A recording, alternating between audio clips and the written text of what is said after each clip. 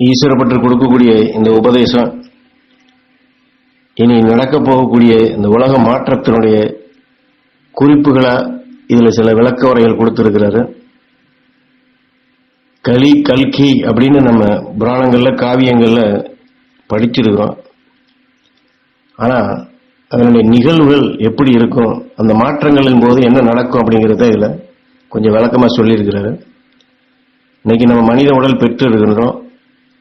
இந்த மனித உடல்ல வாழக்கூடிய இந்த குறிப்பிட்ட குறுகிய நம்ம சிறிது காலம் வாழக்கூடிய நிலைகள்ல சப்தரிஷிகளுடைய அழிஞானத்தை பெறதான் உயர்ஞானம் பெறக்கூடிய சந்தர்ப்பமா இருக்க முடியும்.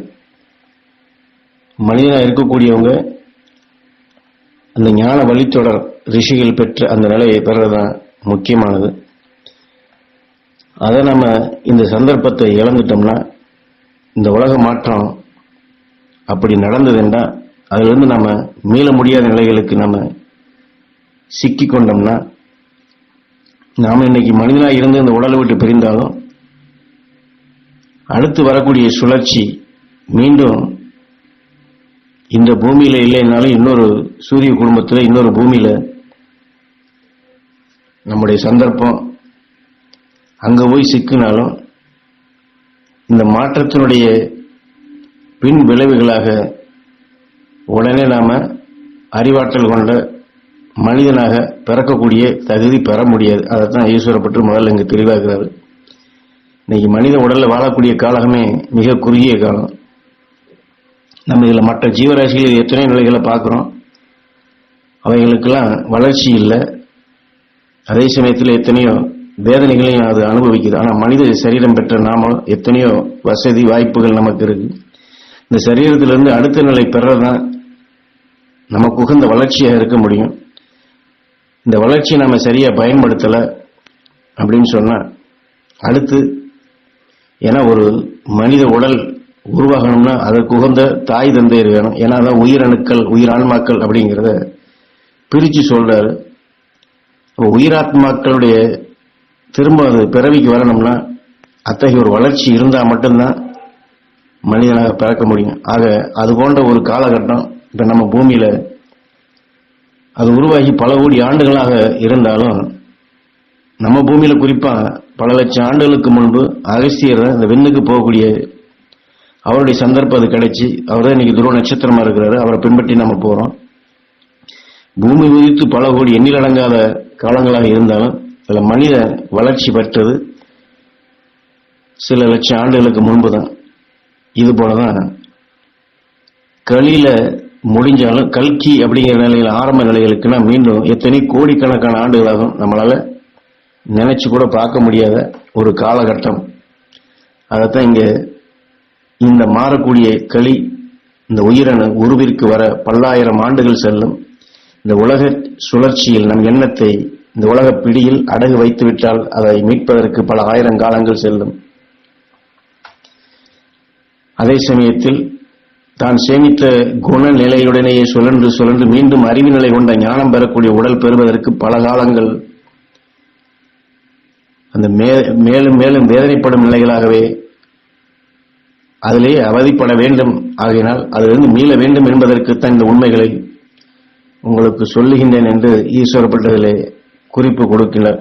என்றால் இன்று நாம் இந்த பூமியில மனிதர்களாக நாம் தோன்றுகிறோம் என்றாலும் இந்த சந்தர்ப்பம் இந்த சரீரத்தை நாம் விட்டு விண் செல்லக்கூடிய தகுதியை நாம் இழந்தோம் என்றால் இது போன்ற வாய்ப்பு இனி எக்காலம் என்று சொல்ல முடியாது. ஆகவே அந்த சப்த ரிஷிகளின் எண்ண வட்டத்திற்குள் நாம் எடுக்கும் சுவாச அலைகள் பாயும் பொழுது அவர்கள் பெற்ற ஆற்றலை நாமும் பெற முடியும். அந்த மகரிஷிகளிடம் நம் எண்ணத்தை செலுத்தி அவர்கள் காட்டிய வழியில் இந்த வாழ்க்கையை அமைத்திடல் வேண்டும். நம் சக்தியை கூட்டிக் கொண்ட இந்த உலக மாற்றத்தின் போது அந்த ரிஷிகளுடன் நம் நிலையும் ஐக்கியப்பட்டு அவர்களைப் போன்று நாமும் சப்த ரிஷியாகலாம். இந்த பூமி மட்டுமல்ல, எல்லா பூமியும் நமதாக ஏற்று அந்த ஒளி வட்டத்திற்குள் நம் ஒளி பிரகாசிக்கும். இது யாம் அறிந்த உண்மை என்று ஈஸ்வரப்பட்டு இங்கே இதுதான் இந்த இயற்கையினுடைய நியதி. கலி கல்கி என்று சுழன்றாலும் இப்படித்தான் என்னுடைய வளர்ச்சியினுடைய பாதையில் செல்லும். ஆகவே யாம் அறிந்த உண்மைகளை உங்களுக்கு தெரியப்படுத்துகிறோம். அந்த பரம்பொருளின் ஞான சக்தியை வழிபெறும் ஆற்றலாக இதை புகட்டுகின்றோம்.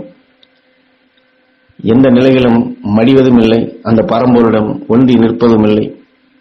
எல்லாமே ஆதிசக்தியினுடைய ஒளி சக்தி தான். ஒன்றுடன் ஒன்று மாறி மாறி உருப்பெற்று சுழன்று ஓடும் இந்த சந்தர்ப்பத்தில் உயர் ஞானம் கொண்ட சப்தரிஷிகளின் ஞானம் பெறுவதான் உயர் ஞானம். அது இந்த மனித உடலில் இருந்து மட்டும்தான் பெற முடியும். இதனால் இந்த மனித உடல் நாம் பெற்றிருப்பதே எண்ணிலடங்காத சரீரங்கள் கொண்டு ஒவ்வொன்றிலும் உயர்ந்த சக்தியை பெற்றுதான் இந்த நிலையை பெற்றிருக்கின்றோம். ஆக இவ்வளவு கிடைத்திருக்கிற பெயர் பெற்ற நாம் இன்றைய உலக சுழற்சியிலே நாம் சிக்கக்கூடாது என்பதைத்தான் ஈஸ்வரப்பட்டு இங்கே திரும்ப திரும்ப நமக்கு உணர்த்துகின்றார். உதாரணத்திற்கு அவர் கண்ணாடியில் உள்ள தூசியை போக்கிட அதற்கு அழுக்கு துணியை வைத்து அதை போக்க வேண்டும் என்று முயற்சித்தால் மீண்டும் அதில் அழுக்குதான் படரும். சுத்தமான துணியை கொண்டு துடைத்தால்தான் அந்த கண்ணாடியில் உள்ள அழுக்கு நீங்கும். ஏனென்றால் அழுக்கு கொண்டு அகற்ற முடியாது. ஆகவே நாம் இந்த மனித சரீரத்தில் இந்த வாழக்கூடிய காலத்தில் நம்முடைய ஆன்மாவில் படர்ந்துள்ள அழுக்கு என்று சொல்கின்றமே, அந்த அழுக்கை போக்க வேண்டும் என்றால் மகரிஷிகள் ஞானிகள் பெற்ற அழுக்கை சக்தி வாய்ந்த நிலைகளை அவர்கள் பெற்ற உயர்ந்த உணர்வுகளை கொண்டுதான் அந்த அழுக்கை போக்க முடியும். நாம் அழகை அந்த ஜோதி நிலையை மகரிஷி உணர்வு கொண்டுதான் நாம் காண முடியும் என்பதைத்தான் இங்கே சுட்டிக்காட்டி நாம் கிடைத்திருக்கிற இந்த சந்தர்ப்பத்தை செம்மையான முறையில் பயன்படுத்த வேண்டும் என்று, இதை இழந்தால் எந்த நிலை ஆகும் என்பதையும் நமக்கு சுட்டிக்காட்டுகின்றார்கள்.